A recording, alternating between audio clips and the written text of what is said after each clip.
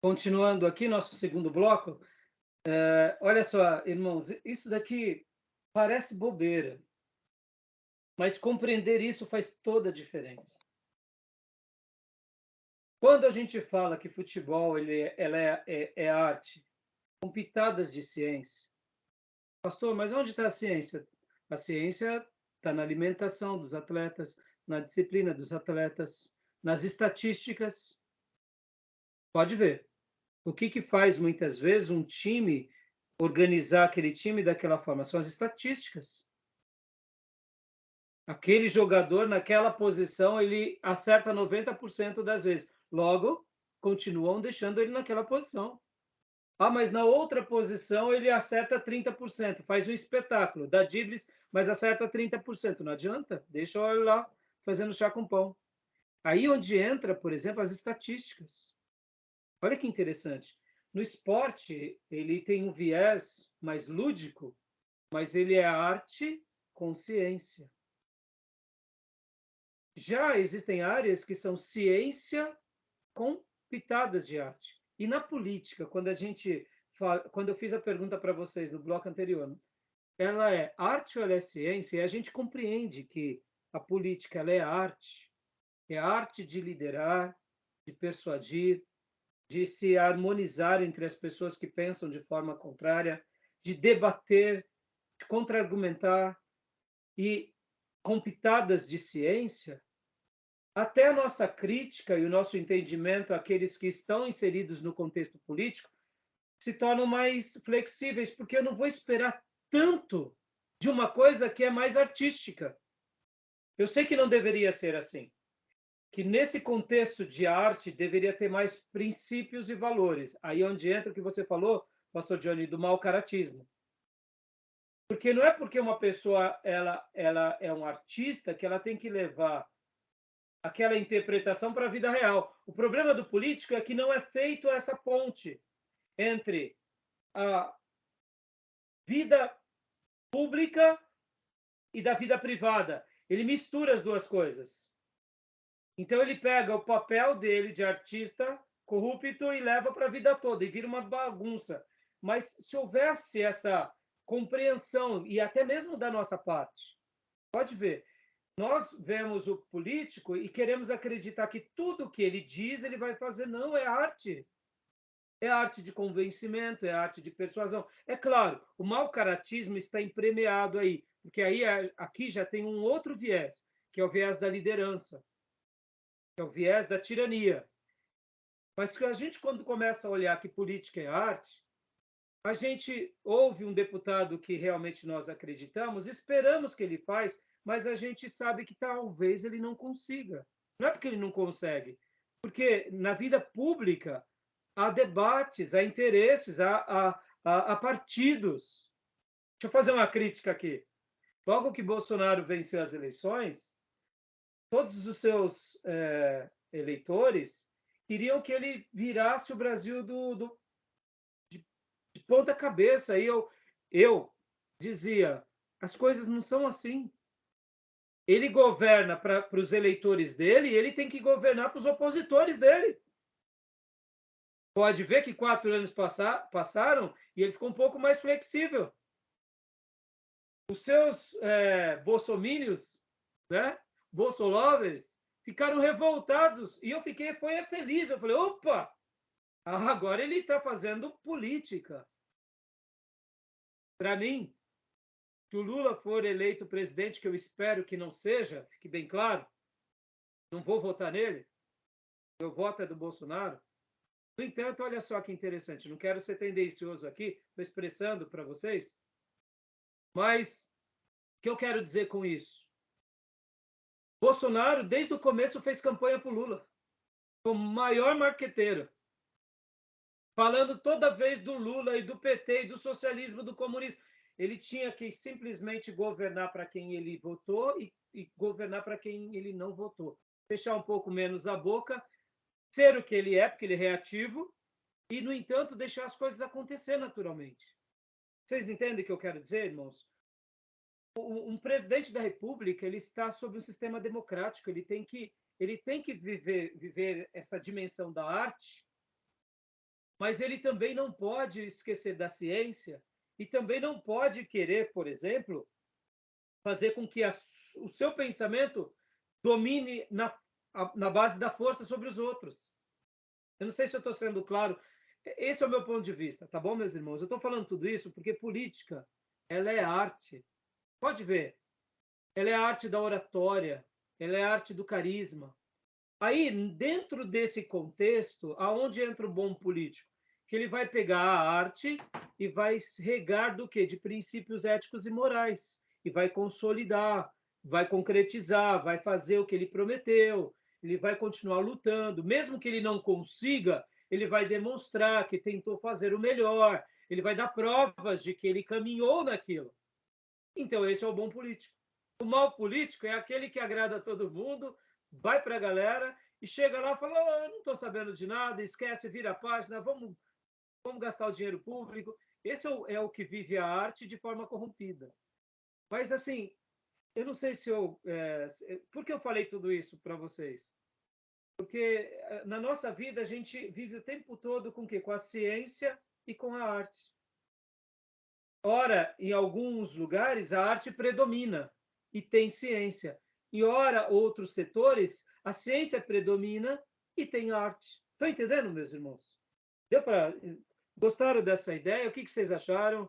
Vamos lá, vamos fazer um debate rapidinho aqui. Tem a ver, não tem a ver? Sim, eu concordo, sim. Eu acredito que está bem claro, na verdade, no que o senhor falou, que as duas coisas, de certo modo, caminham juntas. Ora uma prevalece com a pitada da outra, ora a outra prevalece com a pitada da uma. É saber lidar com tudo isso, né? E saber enxergar, porque, por exemplo, eu não tenho dúvida que a partir de hoje vocês vão olhar que o mundo político ele contém muito mais arte. E a gente fica, como que nós ficamos? Não é que a gente fique incrédulo, cínico, mas a gente entende o seguinte, ó, ele está fazendo isso porque é o partido dele, porque é do interesse dessa turma, ele quer se eleger. Ou seja, nossa mente amadurece. A gente não fica acreditando no político como a gente acredita, por exemplo, no diretor da empresa. Porque lá no diretor da empresa é ciência pela ciência. Se não der resultado, é a cabeça dele que vai, entendeu? Eu acho que a Lá na empresa, se o diretor disser algo e não cumprir, é ele que vai para a roça.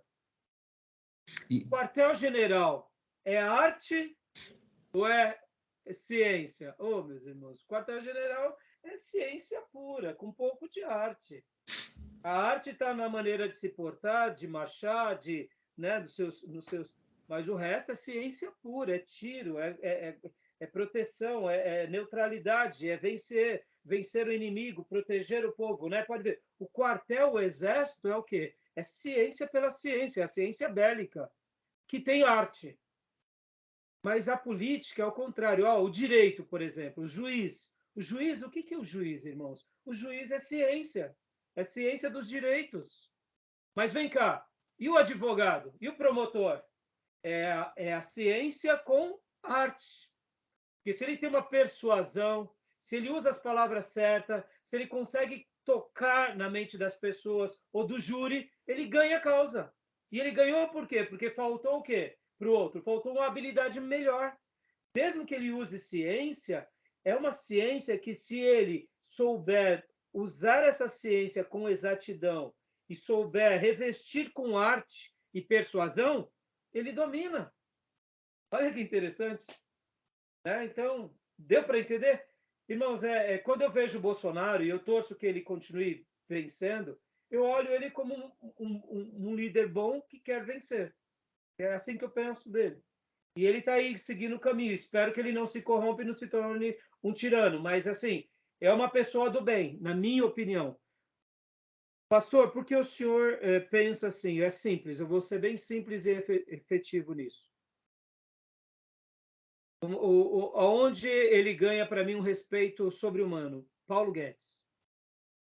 Um banqueiro, irmãos, como Paulo Guedes, que é uma pessoa que nunca deveria ter entrado para a política, mas eu acho que ele entrou e foi a melhor coisa que o nosso país poderia ter recebido. E aqui, só fazendo um desabafo, para mim, Paulo Guedes é quase que um José do Egito para o Brasil. Estão entendendo? Claro, com as suas devidas proporções. Mas é uma pessoa que só o fato dele estar ali, essa é a maior valia de que o Bolsonaro é uma pessoa do bem. Você está entendendo? Para mim, ali já merece o meu voto. Porque é um camarada extraordinário que formou escola, formou colégio, formou universidade, formou banco, sempre foi milionário, muito bem sucedido, não precisaria estar ali. E ele foi ali para desenvolver o Brasil e ajudar nesse projeto. Pode ver que o nosso país, a conta pública está totalmente, praticamente, a conta fiscal do Brasil nunca esteve tão boa.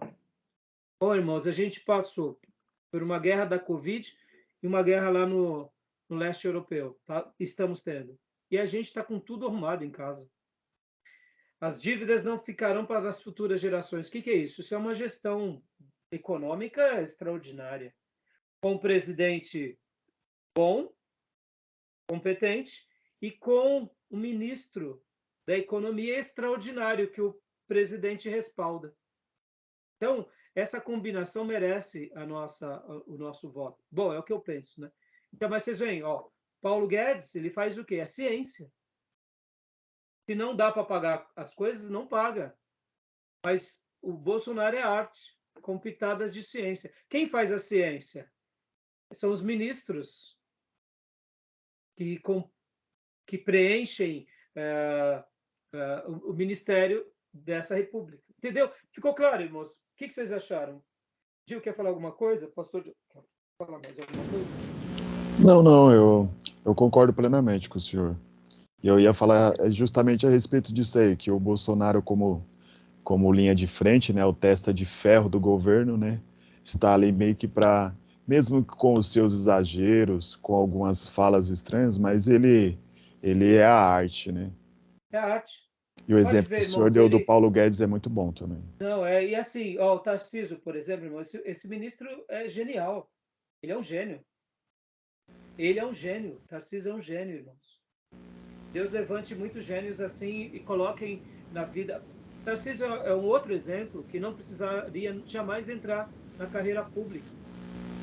Esses homens que são gênios, eles têm emprego, eles têm êxito onde eles forem. Existe o ITA no nosso país e existe o INE. Vocês conhecem. Tem o Eu não ITA conheço. e tem o INE. São as duas escolas principais militares, e não só militares, que têm viés.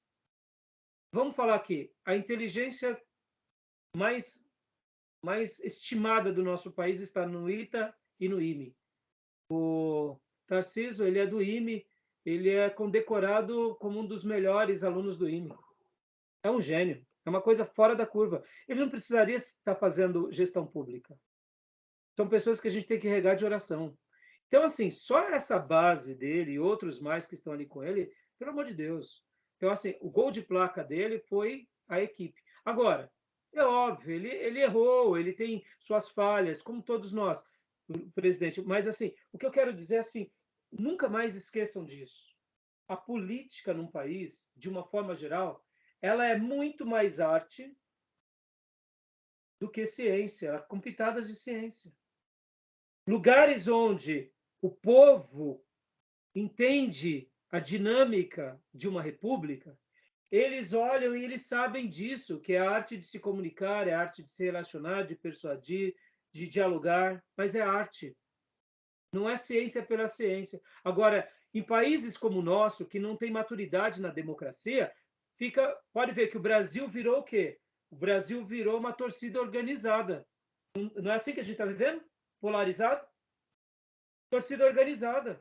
Agora eu te digo, a torcida organizada é o quê? É a demonstração de que essas pessoas que fazem parte da torcida organizada, elas não entendem de arte. Porque a arte deveria ser apreciada e não, a arte nunca é para ser guerreada. A arte é para ser apreciada. E você julga, você questiona, você aprende, mas você não guerreia pela arte. Pode ver que o jogo de futebol, a gente não deveria se degladiar fora do campo. Isso acontece com pessoas ignorantes, porque pessoas inteligentes, eles vão brincar, vão se divertir, vão tal, mas eles não vão matar o outro do outro time. Pode ver, a política acontece isso porque é ignorância, é falta do quê? De cultura democrática. A cultura democrática a gente tem que saber dialogar. Por isso que eu falei há pouco dos bolsomínios. Os bolsomínios queriam que o presidente da República virasse o país de ponta cabeça. Isso daí, irmão, isso ia acabar com o nosso país. Não pode fazer isso.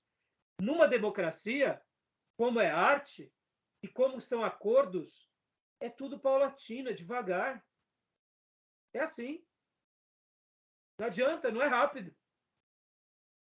Se for rápido, é ditadura. Se for rápido, é monarquia. Entendeu? Porque é arte de negociar, de conversar. São grupos que pensam diferente. Olha na igreja, irmãos. O pastor fazer uma coisa nova demora. É um grupo pequeno. O pastor tem que ter paciência. Vamos lá, na família. Na família, a gente não só lidera, a gente usa mais de arte. É assim ou não é? Toda vez que a gente tenta pôr ferro e fogo, espana. O filho espana, a mulher espana, o marido espana. A gente é mais paciente, dá o tempo ao tempo, espera a pessoa entender. A gente usa do quê? A gente usa da força? Não, a gente usa da arte. A gente usa do timer. Tempo, entendeu? Tá bom, meus irmãos? Desculpa, eu gastei um tempão, não queria ter gastado, mas eu acho que foi bom para mostrar para vocês essa construção, tá bom? E agora vamos lá, meus irmãos, no nosso slide. Mais alguma dúvida? Mais algum comentário? Está dando para ouvir, pastor? Agora fala. Eu acho que a revolta que a gente às vezes se encontra, né, com corrupção e não sei o quê, talvez seja realmente a falta de entendimento no que o senhor havia mencionado a respeito da arte, né? O senhor falando dos discursos dos políticos. Se há maturidade da nossa parte em ouvi-los com esse entendimento, você não gera tanta expectativa e você já percebe que ali, na verdade, a intenção é o poder pelo poder, mas ele usa da arte para poder conquistar isso. Exatamente. Então, assim, realmente maturidade para poder ouvir e entender isso. Discernir isso, que nem eu falei para vocês há pouco do Rafael Figueiredo. Quando ele começa a comentar sobre política, você vê que ele fica desesperado. E um dia, eu ouvindo ele várias vezes, dá vontade de falar para ele: Rafi, política é arte, Rafi. Política é arte. Tem a leitura da arte. Mas não quer dizer que por ser arte, você não vai ser criterioso e enérgico. Não, não é isso. Sabe, o jogador de futebol é arte. Você está ali torcendo para o teu time, ele não está fazendo gol, ele não vai para o treino. O que a gente tem que fazer? A gente tem que falar, manda embora esse cara daí, que eu quero que o meu time ganhe. Troca esse cara, arranca ele daí, é ou não é? Ou seja, você usa da arte, da paixão, mas você usa da reflexão. E na política, essa maturidade, a gente tem que fazer essa leitura, esse senso crítico, mas dizer assim, não, essas coisas estão erradas, eu vou fazer a minha parte, eu vou dar o meu... E essa maturidade nos liberta de muita revolta. Porque é arte, irmãos, é arte. Pode ver, irmãos, quando eles estão lá na Câmara dos Deputados ou lá no Senado, Vossa Excelência, é arte, é só arte ali. Parece até que eles estão brincando, mas é arte. É arte. No mundo das artes, você tem que se comunicar da forma correta. Faz parte de toda a comunicação, entendeu? Mas isso não quer dizer que a gente não tenha que se posicionar adequadamente, entendeu? Aí é o outro lado da maturidade. É a minha cidadania, é a minha postura, são os meus candidatos, são meu protesto, é a minha negação, é a minha veemência. Por quê? Porque já que é uma arte com viés de ciência e que afeta diretamente na nossa vida, porque uma coisa é a novela, depois eu desligo e digo, eu não quero mais assistir. Só que essa novela política não tem como desligar, meu irmão. Você elegeu, não tem como desligar. E aí onde entra a maturidade. Na novela eu desligo, eu boicoto, eu não assisto mais, eu abandono aquele artista.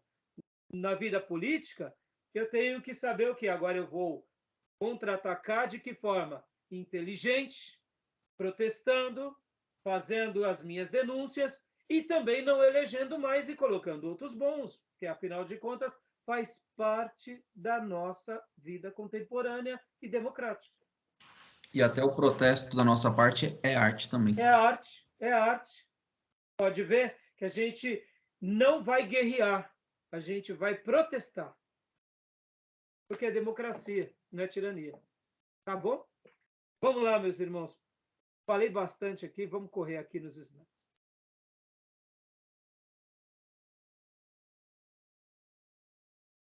Vamos lá.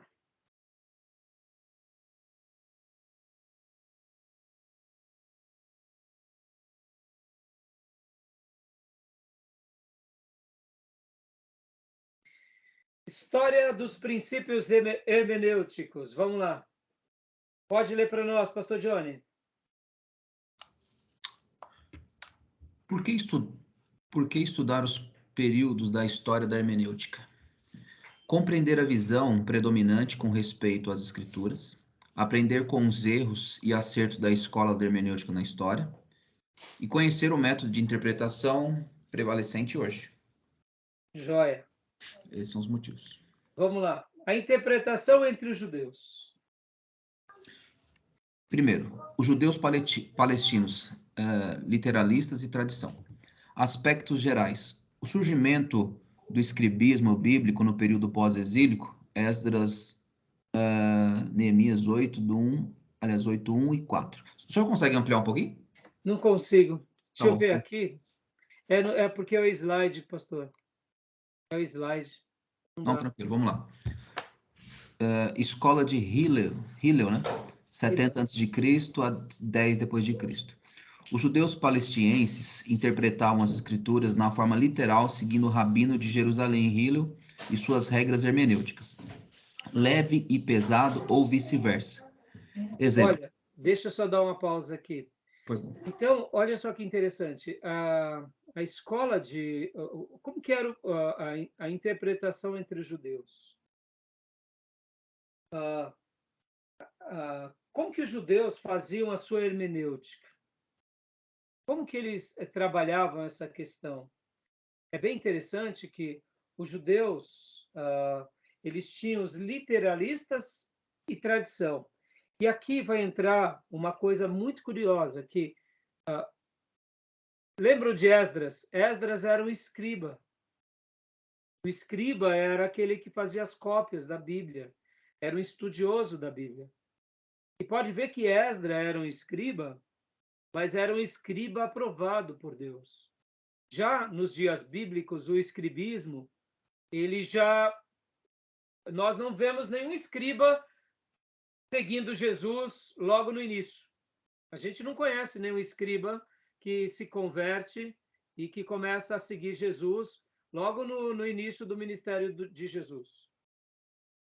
A gente sabe que depois Jairo se converte, Nicodemos se converte, outros judeus famosos se convertem, com certeza vários escribas, mas nos dias de Jesus, a escola judaica tinha se corrompido. Mas nos dias de Esdras, que foi alguns séculos antes, Esdras, ele era um escriba aprovado por Deus.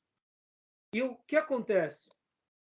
De Esdras até os dias bíblicos do Novo Testamento, ou um pouco antes dos dias ali de Hillel, a hermenêutica entre os judeus ela foi se perdendo. É aí onde... Lembra que Jesus ele critica muito a tradição dos judeus? Aonde essas escolas vão surgindo e vão distanciando o quê? O povo de Deus de uma interpretação correta. O que acontece? Hillel, ele fez uma coisa muito interessante entre os judeus. Ele foi, sabe o quê? Ele foi o Nelson e o Lund para os batistas. Entendeu? Em outras palavras, foi isso que ele fez.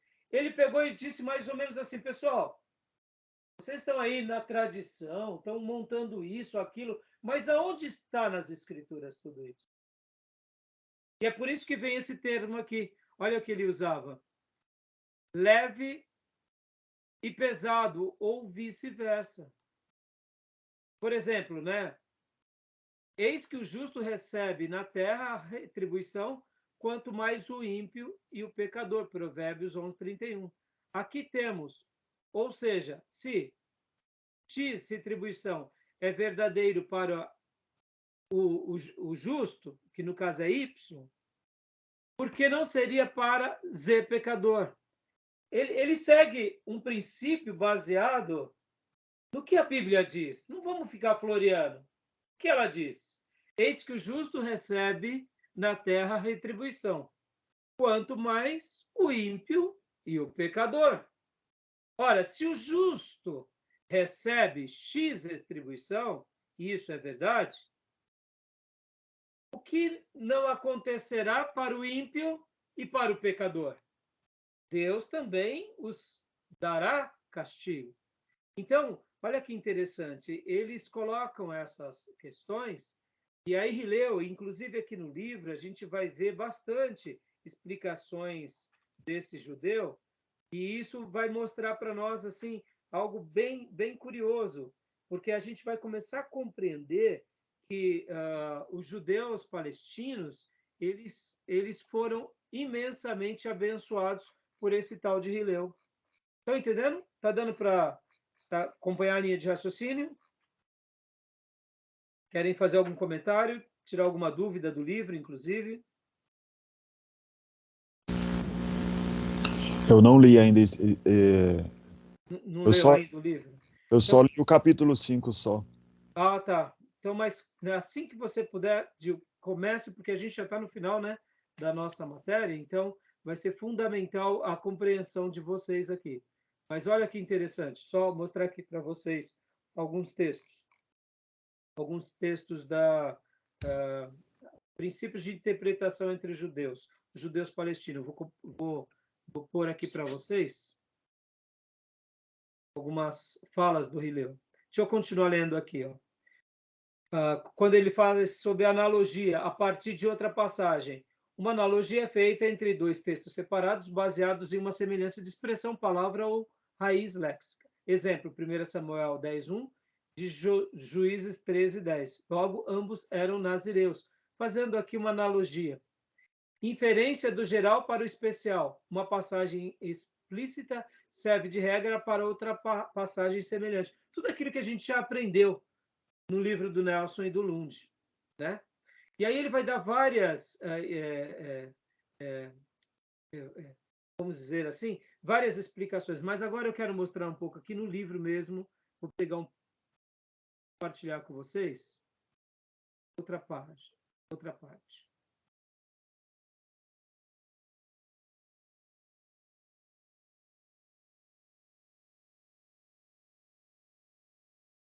Foi para vocês? Não, não foi, né? Não, tá a mesma imagem ainda que eu Ele tinha está projetado mesmo. anteriormente.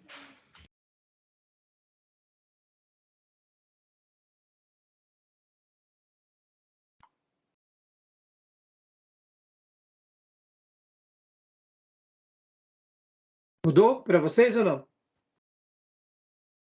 Não mudou? Não mudou, não.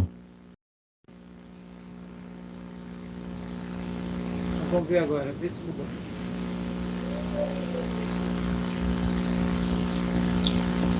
Não carregou ainda, não. Agora sim. Mas foi para a mesma página, né? Não estou conseguindo tirar.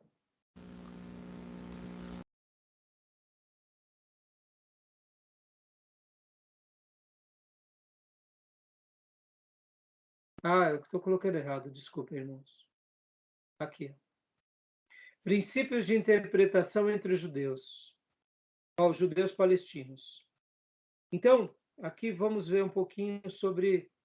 Bom, o livro ele vai trazer, irmãos, informações, por exemplo, que os judeus palestinos eles tinham várias palavras, Peshat, Midrash, para dizer, eram palavras características que definiam a maneira que eles faziam a sua hermenêutica, a sua exegese, tá?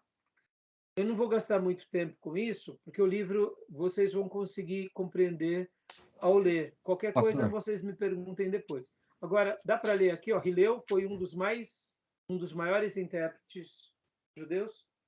assim, Consegue ler? eu só ia te perguntar o seguinte, porque aonde está Rileu no parágrafo anterior, eu fiquei um pouco curioso, porque assim, os escribas da época, eles davam muita atenção à lei oral, né? E, obviamente, por fazer isso, eles deixavam para um segundo plano essa análise da leitura das escrituras.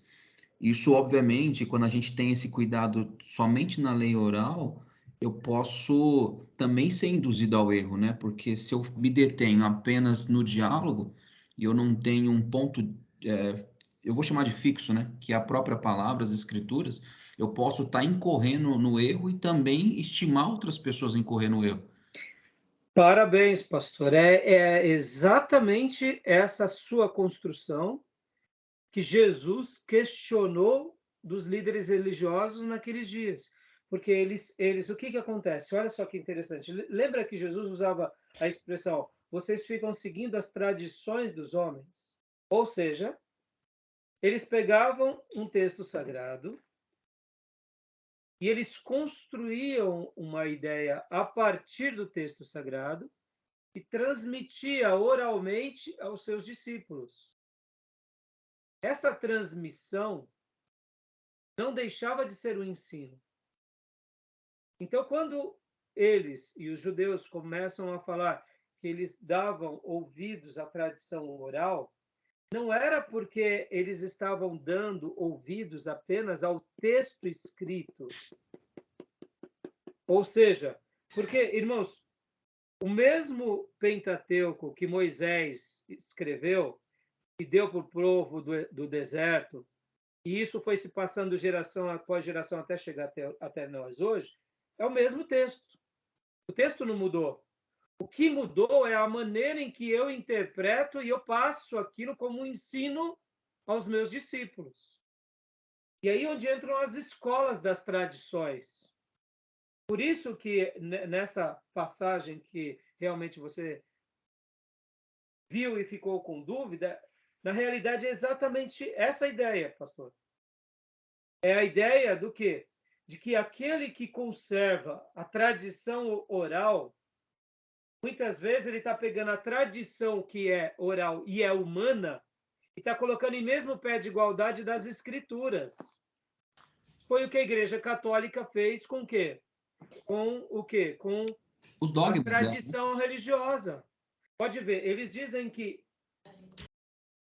os católicos dizem o seguinte, quem organizou a Bíblia fomos nós. Em primeiro lugar, que é mentira. Porque o catolicismo ou a igreja cristã nasce e o Velho Testamento já está até feito. Quem uniu o Velho Testamento foi o povo judeu, pelo poder de Deus. E a igreja cristã foi aquela igreja que onde, vamos dizer assim, eles preservaram o Novo Testamento. Então, quando a Igreja Católica toma para si que foi eles que organizaram o cânon, é mentira. Na realidade, foi o próprio Deus usando o seu povo em qualquer contexto. Isso foge do controle das pessoas e de uma denominação. E no momento que o catolicismo pega um ensino e coloca como parte da Bíblia, ó, pode ver que é isso que eles fazem, né? Os cultos, os ídolos, etc. e tal. Então, o que acontece? Isso é tradição oral. Isso é tradição oral. Porque é uma tradição onde que acontece? É colocado como se fosse também Bíblia Sagrada. Então, por exemplo, por que eles usam o termo tradição oral? É como se aquelas palavras nas bocas dos líderes e no ensino dos líderes fosse tão relevante quanto é a palavra de Deus também. E isso é uma mentira. Por isso que realmente, e aí onde entra a beleza da escola de Alexandria, porque a gente vai na palavra. Lembra que eu falei que a escola de Alexandria, ela também tinha palavra? Tinha palavra. Mas aí eles usavam da alegoria para embelezar a palavra. Mas se a escola de Alexandria perde a palavra, perdeu tudo. Mas a escola de Antioquia, se perdeu a palavra, perdeu tudo. Os católicos estudam ou não estudam, irmãos? Demais. Mas eles estudam só a Bíblia? Não, eles estudam a Bíblia e a tradição. Ou seja, então percebam que é mais ou menos isso que você acabou de dizer e que você compreendeu. Tudo bem até aí? Ficou com alguma dúvida, pastor Gil? Quer ler o texto aqui para esclarecer mais um pouco ou não? Não, para mim fica claro, tá? Se o senhor quiser que a gente leia a partir de Rileu, já vamos. Não. Vamos até fazer essa leitura. Pode ler para nós. Judeus palestinos. Acho que vai ser útil. Vamos lá. Os judeus palestinos. Esses tinham um profundo respeito pela Bíblia como a palavra infalível de Deus. Consideravam até mesmo as letras como sagradas e seus copistas tinham o hábito de contá-las com receio de que alguma delas se perdesse na transcrição. Ao mesmo tempo, estimavam muito mais a lei do que os profetas e os escritos sagrados. Deixa eu dar uma explicação aqui. Esse é um outro ponto que nós vemos que é um ponto realmente muito ruim que acontecia entre os judeus. Vamos lá. Davi. Quando Davi estava reinando sobre Israel, ele colocava as leis de Moisés acima das palavras de Samuel? Creio que não. O que você acha, Gil?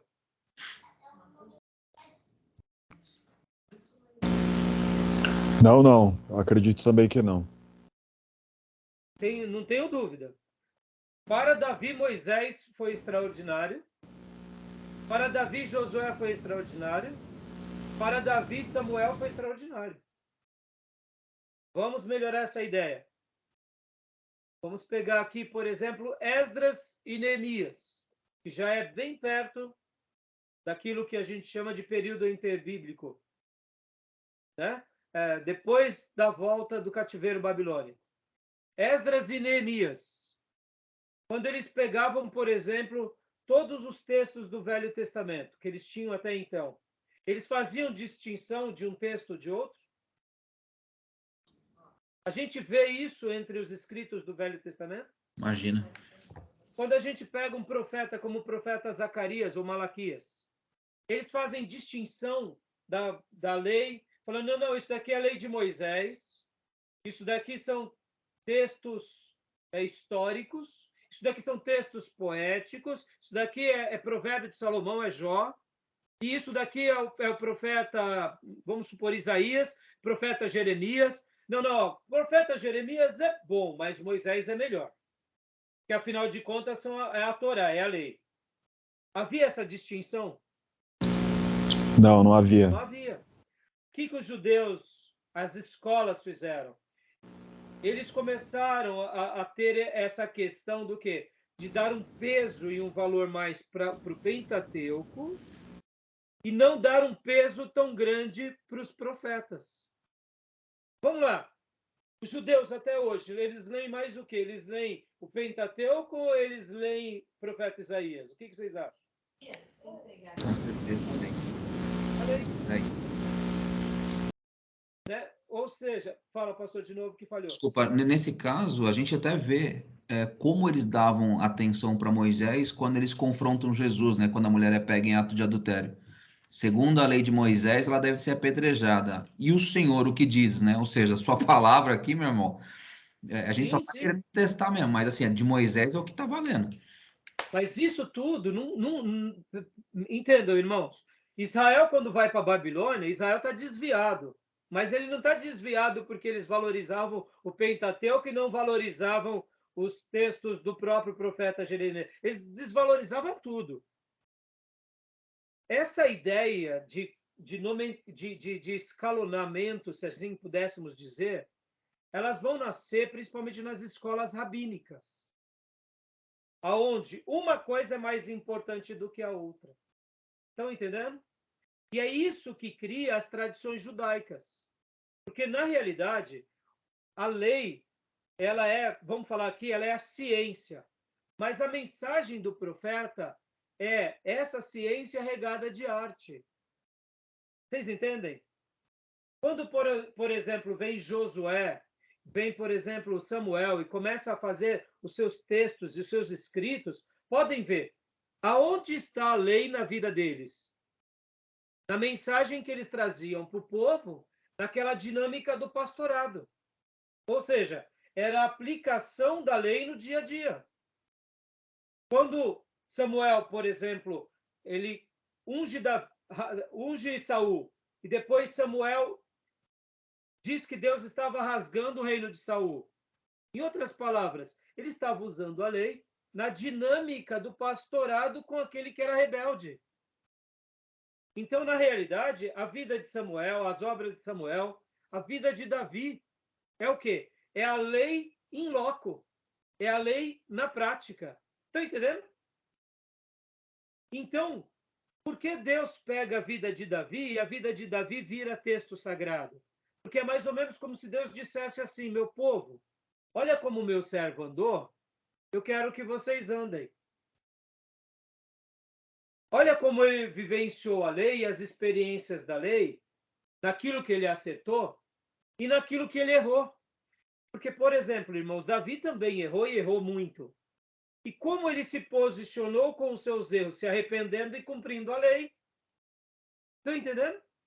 Então, toda revelação sagrada do Velho Testamento e do Novo Testamento, não há diferença, é tudo texto sagrado. Não existe isso que é melhor ou que é pior. Existe uma progressão. Mas os judeus, e principalmente as escolas rabínicas, faziam essa separação. É daí que nasce o quê? As tradições. Isso foi entre os judeus e isso foi também entre os cristãos. E isso é até hoje. Pode ver, irmãos, a teologia da prosperidade, o marketing dentro da igreja nasce sobre o quê? Nasce sobre essas novas interpretações a partir do texto. Entenderam? Ficou claro, irmãos? Né? Então vamos continuar a leitura, pastor. Olha lá. Vamos lá.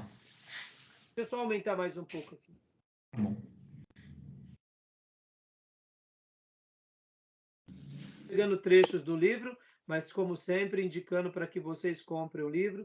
A gente só está fazendo essas leituras aqui parciais para facilitar a leitura aqui em classe, já que nós estamos online, né? Mas como eu já mostrei para vocês e indico a compra dos livros para abençoar os autores e as editoras. Vamos lá. Continue. Consequentemente, a interpretação da lei era o grande objetivo deles. Ó, Faziam... presta atenção, era o grande objetivo deles. Era da lei, não era dos profetas, não era dos salmos. Estão entendendo? É por isso que se perde. Continua. Legal. Faziam uma distinção cuidadosa entre o mero sentido literal da Bíblia, tecnicamente chamado de Peshat, e a sua exposição exegética, Midrash. Ao invés de se investigar o motivo e o caráter da Midrash, deve-se examinar e elucidar, por intermédio de todos os meios exegéticos disponíveis, todos os possíveis significados e aplicações escondidos da Escritura. Aí vem uma citação aqui da onde ele tira essa ideia. Justamente. Num sentido amplo, a literatura Midrash pode ser dividida em duas categorias. Então vamos só gastar um minuto aqui, ó. Legal. Eles faziam uma distinção entre o Peshat, que seria o mero sentido literal das escrituras, e a exposição exegética.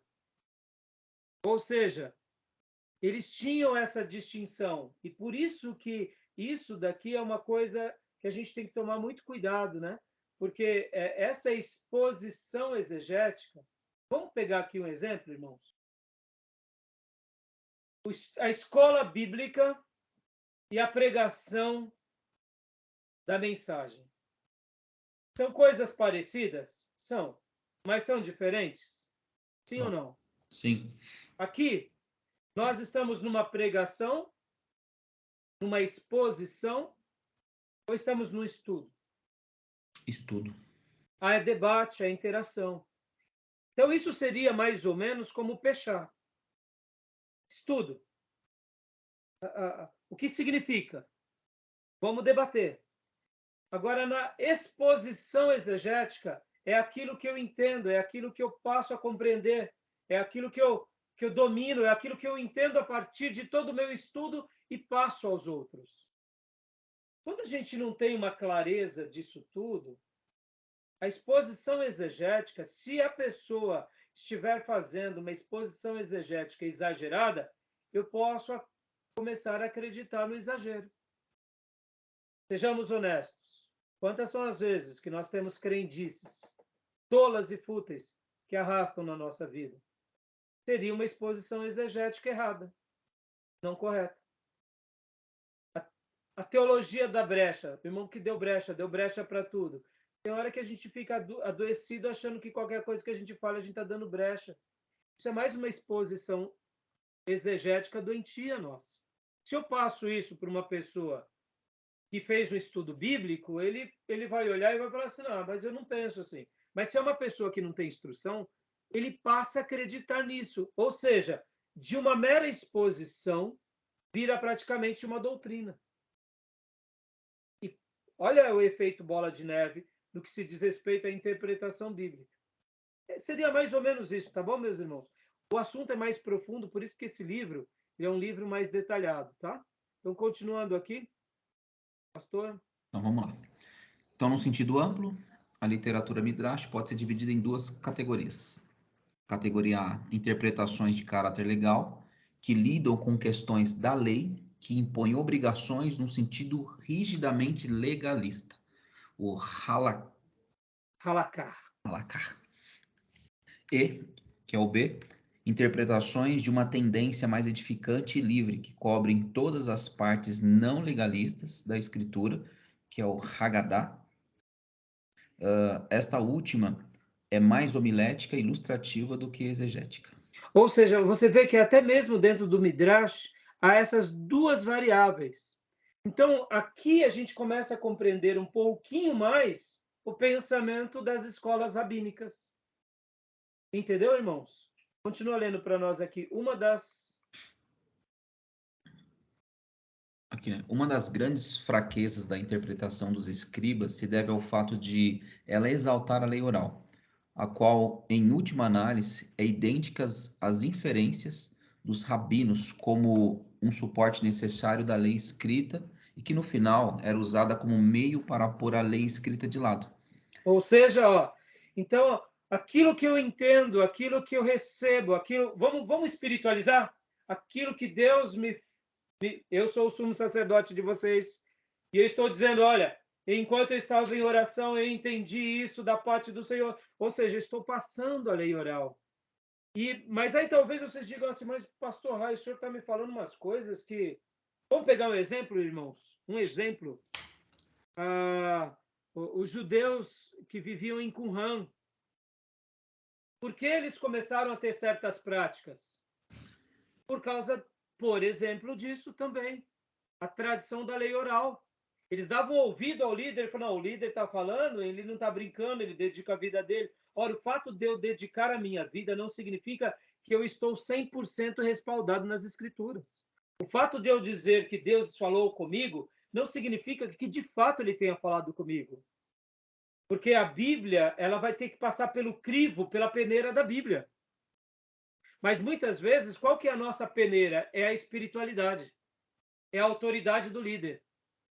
Vocês estão entendendo? E aí a gente acaba se perdendo um pouco. Deu para entender, irmãos, ou não? Está um pouco confuso. Não, e é uma realidade, né? Muito atuante nos dias de hoje, né? Você pega uma liderança aí querendo só manipular o rebanho, vem com essa conversa de que Deus falou, Deus falou, Deus falou, e óbvio, né? Se a gente não se submeter às escrituras, tendenciosamente a gente vai fazer a vontade do líder, e aí lá na frente a gente vai ver o resultado, infelizmente. Por isso que a lei oral passa a ser mais estimada do que a lei propriamente dita, como o autor diz, do que, de fato, a lei escrita. Ela é colocada de lado. E ó, isso deu origem a todos os tipos de interpretação rabínica.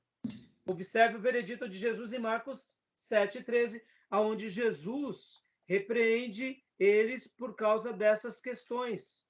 Então, é bem interessante. Aí a gente começa a compreender como e por que eles foram se perdendo. Não foi do dia para a noite, foi uma questão que foi evoluindo, foi crescendo, entendeu, irmãos? 7,13 diz, invalidando a palavra de Deus pela vossa própria tradição, de que vós mesmos transmitistes e fazei muitas outras coisas semelhantes. Ou seja, vocês ignoram a Bíblia, mas vocês validam o que é a tradição. Em outras palavras, aqui, a tradição a gente vê como lei oral, tá, irmãos? Não é a lei oral, guardem isso, irmãos. Não é a tradição oral que Abraão recebeu, tá? É a lei oral que aqueles líderes religiosos dessas escolas recebiam como algo da parte de Deus. Tudo bem até aí?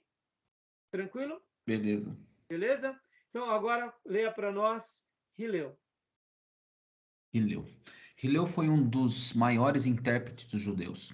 Ele nos deixou 7 regras de interpretação pelas quais, pelo menos aparentemente, a tradição oral poderia ser deduzida a partir dos dados da lei escrita. Aí, ó, isso que eu falei que o Nelson e o Lund foi para os batistas, para os presbiterianos, o Louis Berkhoff, eu tenho dificuldade de falar que é francês, né? Louis Berkhoff, ele foi para os presbiterianos. O que acontece? É isso. O que o Hilel foi? Ele chegou e falou assim, espera aí. Tem uma coisa aqui que é sagrado. É a palavra de Deus. É a palavra de Deus. Tem uma coisa aqui que vocês estão dizendo que é sagrado, que é a tradição dos homens. Mas está esquisito, porque Deus não disse nada disso que vocês estão dizendo que ele disse. Vocês estão dizendo que Deus disse tudo isso aí, para a gente lavar o copo, para a gente pôr aqui o pendente na cabeça, para a gente... Mas não está nas Escrituras. Então vamos tentar melhorar essa questão aqui, porque tem muita coisa que parece que é boa, mas está estragando. Então vamos tentar chegar num consenso aqui. Porque o que a gente tem que dar valor é a palavra. Percebe, irmãos? Muitas vezes ele foi uma pessoa que ele tentou ajudar a melhorar. Sabe essa história? A igreja está... Os irmãos não estão sendo zelosos na igreja, os irmãos não estão pregando a palavra, estão falando... Era Lutero, Hã? Parece um pouco Lutero. Exatamente. Hilel foi um Lutero para os judeus. Mais ou menos isso. Lutero, o que Lutero quis? O que Lutero fez? A história se repete, irmão. Você entende? Olha que lindo, né? A história se repete. Aí eu pergunto para vocês, os judeus palestinos, eles eram de que escola?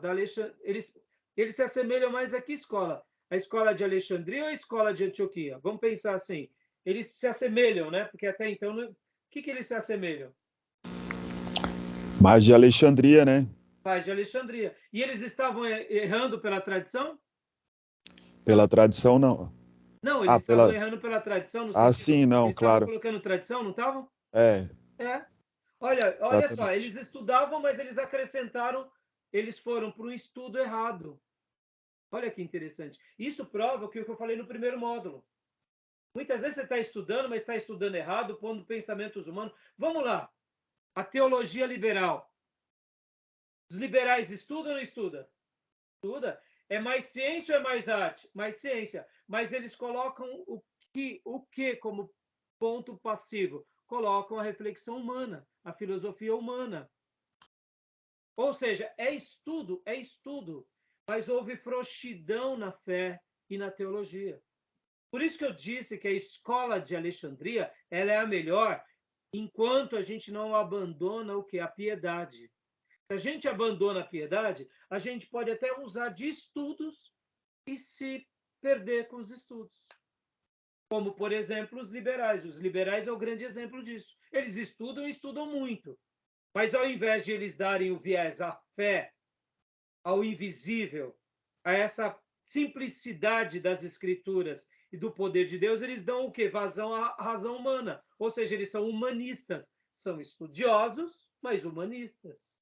Sendo que a Bíblia fala que para nós se aproximássemos de Deus, precisássemos crer que Ele existe. Se nós não crêssemos, nem adianta. Ou seja, eu estou fazendo um desserviço em nome da inteligência bíblica. É simples assim. Entendeu? Então, aqui, olha o que Hilel fez, né? Olha, ele foi aqui, ó. Ele começa... Leia para nós de novo, pastor, eu te cortei. Imagino, vamos lá. Essas regras, na forma mais abreviada, são as seguintes. A, leve e pesada, né? Isto é, a minore ad majus e vice-versa. B, equivalência. C, dedução do especial para o geral. D, inferência a partir das várias passagens. E, inferência do geral para o especial. F, analogia a partir de outra passagem. E, por fim, G, inferência a partir do contexto. Vamos pegar um exemplo aqui, leve e pesado, irmãos. Simples, os 10 mandamentos. Amar. Amar o próximo e amar a si mesmo. Quando a gente pega os 10 mandamentos, que lá em Deuteronômio, nós vemos que o próprio Moisés fala, amarás o Senhor teu Deus acima de todas as coisas. Ele já estava dando a síntese dos mandamentos. Do leve para o pesado. Do simples para o complexo. Quando Deus dá para Abraão a circuncisão e Moisés depois coloca como a lei. Do leve para o pesado. Não é simplesmente algo legal, por ser uma lei que você deve segui-la cegamente, tolamente e de forma obrigatória. Vamos olhar para Abraão, que aos 99 anos recebeu a circuncisão como uma aliança de amor, como um voto de amor. Você pega do leve e vai para o pesado. Quando, por exemplo, olha agora aqui as questões das inferências, a questão dos paralelismos, de dedução do especial para o geral. Quando os profetas vêm e dizem, circuncidai o vosso coração. Olha só, do especial para o geral. Estão entendendo? Começa a compreender que é uma ponte, os paralelismos, palavra, frase, contexto, desígnio do livro, propósito do livro, entendeu? É a mesma coisa. Você perceba que Hillel só usou o quê? Um termo específico para poder compreender mais a Bíblia e dizer para os judeus nos seus dias, gente, vamos simplificar aqui. Vem cá, vocês estão falando que a gente tem que dar quantos 1000 passos por dia? Não. Não precisa de dar 1000, 2000, 5000, não sei quantos alqueires você tem que dar. Não, nada disso. O que a gente tem que fazer é estar na casa de Deus e adorar a Deus no sábado. No dia do Senhor. Ah, mas é o meu jumento... Não, vai lá tirar o seu jumento do poço. Ele é o seu jumento que você precisa para trabalhar. É mais ou menos essa ideia. Do leve para o pesado. Sendo simples. Vocês estão construindo... Percebam, nós, como religiosos, a gente pega o pesado e põe no leve, não é assim? A gente gosta do pesado, ninguém pode faltar no culto. O irmão que não deu dízimo está fora. E aí a gente começa, entendeu? Sendo que a essência do cristianismo é essa fé que nos conduz em amor a Deus e ao próximo. E aí depois tem sentido as demais coisas. E é isso que Hillel estava fazendo. Entendeu? Tudo bem até aí? O que vocês acharam dessa explicação? Claro ou não? Ficou difícil? Eu não tinha entendido quando eu ouvi o termo leve para o pesado, mas o senhor explicando agora ficou claro. Seria mais ou menos isso, tá, irmãos? É claro que eu não sou estudioso de Hillel. Eu não conheço ele a fundo, mas pelo que eu já aprendi dele, seria mais ou menos isso. Porque ele se tornou uma pessoa importante, porque ele trouxe um pouco o quê? Gente, pera, menos tradição oral, tradição de homens. Mais escrituras, por favor. Mais escritura. Vamos parar com isso. E mesmo assim, nos dias bíblicos, pode ver que eles faziam uma salada medonha. Entendeu? Pode ver que Lutero, Deus trouxe Lutero, nós temos Calvino, nós temos tantos pais da igreja que tem hora que a gente faz uma salada medonha, entendeu? Porque a gente precisa simplificar, tem coisas que é preciso simplificar. Tá bom, meus irmãos? Maravilha? Ok. Então, eu vou parar aqui a gravação para a gente ir para o último bloco, tá bom? Beleza.